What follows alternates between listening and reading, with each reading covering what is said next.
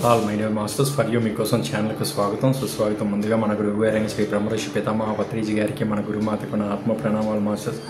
Okay masters, ఈరోజు మన గురువు గారు అందించిన తులసి దళంలో బుద్ధ పదం గురించి తెలుసుకుందాం మాస్టర్స్.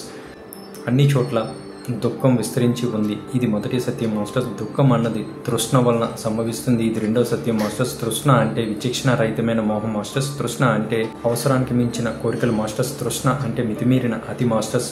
తృష్ణ అన్నది అతి యొక్క విశ్వరూపం మాస్టర్స్. తృష్ణ అన్నది అవిద్య జనితం, ఇది మూడవ సత్యం మాస్టర్స్. ఆధ్యాత్మిక లేమినే అవిద్య అంటారు మాస్టర్స్. అవిద్య అన్నది అష్టాంగ మార్గం ద్వారానే పోగొట్టబడుతుంది మాస్టర్స్. అష్టాంగ మార్గం అంటే సరైన ధ్యానము, సరైన దృక్పథాలు, సరైన కోరికలు, సరైన వాకు, సరైన జీవనాభివృద్ధి, సరైన వ్యవహార శైలి, సరైన శ్రద్ధ, సరైన ఏకాగ్రత. ఓకే మాస్టర్స్, చుట్టూ ఉన్నదంతా మార్పే అన్న సత్యాన్ని నిత్యం మరుపు లేకుండా ఎరుకులో ఉండడమే బుద్ధ పదంలో పయనించడం అంటే మాస్టర్స్. సత్యంలో అనుక్షణం జీవించడమే బుద్ధ పదంలో పయనించడం అంటే. మధ్య మార్గంలో ఉండడమే బుద్ధ పదంలో పయనించడం అంటే. అహింసలో సదా జీవించడమే బుద్ధ పదంలో పయనించడం అంటే. కర్మ సిద్ధాంతం సదా ఎల్లప్పుడూ పూర్ణ స్పృహలో ఉంచుకోవడమే బుద్ధ పదంలో పయనించడం అంటే మాస్టర్స్. ఓకే మాస్టర్స్, నిరంతరము అన్నిటినీ అందరి దగ్గర నేర్చుకుంటూ ఉండడమే ప్రజ్ఞ మాస్టర్స్. ప్రజ్ఞ పదమే బుద్ధ పదంలో పయనించడం అంటే.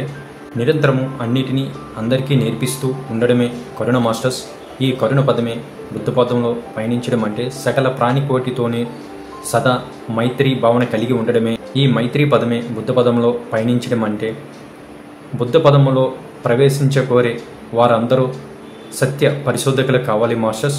అలాగే బుద్ధ పదంలో ప్రవేశించకోరే వారందరూ కర్మ సిద్ధాంత పరిశోధకులు కావాలి మాస్టర్స్. ఓకే మాస్టర్స్, మన పిరమిడ్ మాస్టర్లు అందరూ బుద్ధ పదగాముల మాస్టర్స్. ఓకే మాస్టర్స్, మన గురువు గారు అందించిన ఈ తులసి దళంలో బుద్ధ పదము యొక్క విశేషాలను ప్రతినిత్యము ఆచరిస్తూ ఉందాం మాస్టర్స్. అలాగే ప్రతినిత్యం ఎరుకతో ధ్యానము, స్వాధ్యాయనము, సజ్జన సాంగత్యము చేస్తూ అందరికీ నేర్పిస్తూ ఉందాం masters. Thank you masters, thank you.